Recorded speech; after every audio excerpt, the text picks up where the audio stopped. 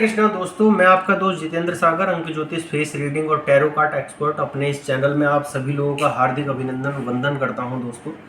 और जैसे कि आप सभी जानते हैं कि हमारा गणपति का सीजन चल रहा है और आज जो हमारे गणपति का है वो 5वां अवतार है। और 5वां जो अवतार है हमारे गणपति का, उनका जो स्वरूप है उसका नाम है लंबोदर। लंबोदर भगवान गणपति का एक स्वरूप है जो शक्ति ब्रह्मा का धारक है और मूषक इनका वाहन है, इसीलिए इनको लंबोदर कहा जाता है। और क्रोधासुर का इन्होंने अहंकार चूर्ण किया था, इसलिए इन्हें लंबोदर कहा जाता है। एक बार क्या हुआ, जब देवताओं को प्रसन्न करने के लिए भगवान विष्णु ने एक रूपवती कन्या का रूप बनाया, मोहिनी का रूप बनाया, और उन्होंने सारा जो अमृत है वो देवताओं को पिलाया और राक्षसों को नहीं पिलाया अपने मोहिनी रूप के कारण। जिस समय युद्ध हो रहा था उस समय जब भगवान विष्णु ने अपना मोहिनी रूप समाप्त किया तो भगवान शिव उनसे बहुत ज़्यादा प्रसन्न हो गए और मोहित हो गए उन पे। जब वो उन पे मोहित हो गए तो उस समय भगवान शंकर का शुक्र जो है वो धरती पर गिर गया। जब उनका शुक्र धरती पर गिर गया तो उससे इस दैत्य की उत्पत्ति हुई, जिसको कहते हैं क्रोधासुर। और क्रोधासुर की आंखें बहुत चमकीली थीं और इसे कुछ पता नहीं था। जब ये थोड़ा बड़ा हुआ तो इसने जाके दैत्यों के जो गुरु थे शुक्राचार्य, उनके पास गया, उन्हें दंडवत प्रणाम किया और उनसे कहा कि प्रभु, मैं आपकी शरण में आया हुआ हूँ, कृपया मुझे शिक्षा दीक्षा दें और मेरा नामकरण करें। तो शुक्राचार्य ने अपनी विद्या के द्वारा सारी घटना जान ली और इसका नाम रखा क्रोधासुर।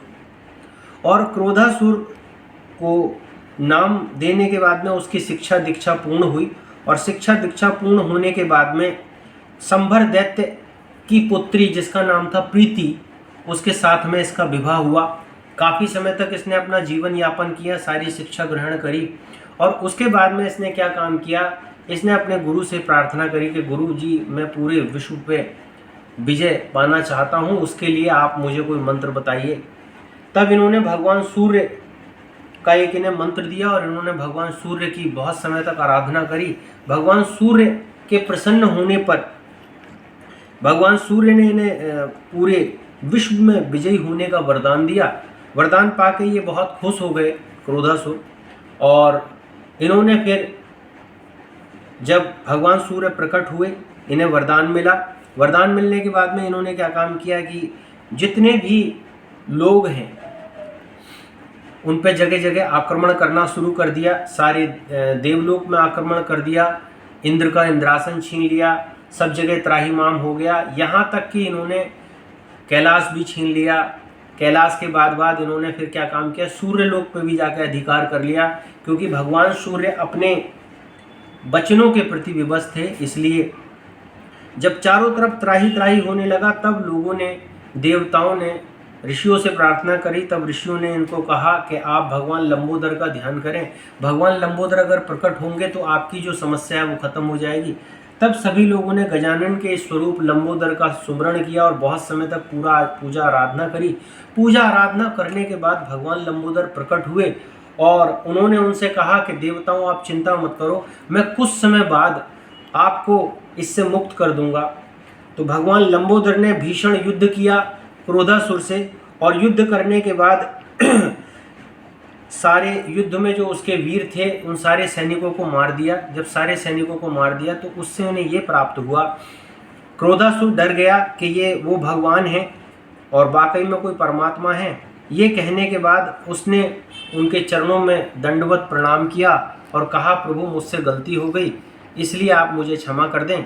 और ऐसा कह के वो सारे लोग जो हैं पाताल लोक को चले गए, सारे दैत्य और क्रोधासुर। और तब से यहाँ राज्य काज अच्छे से चलने लगा, चारों तरफ खुशहाली हो गई। क्रोधासुर का अंत हुआ, लंबोदर का प्राकट्य हुआ। गजानन की कृपा आप पे बनी रहे। ओम गंग गणपति नमः का मंत्र आप जाप करते रहिए। इन्हीं शुभकामनाओं के साथ अगली वीडियो में फिर प्रस्तुत होऊंगा। ओम गंग गणपति नमः। हर हर महादेव।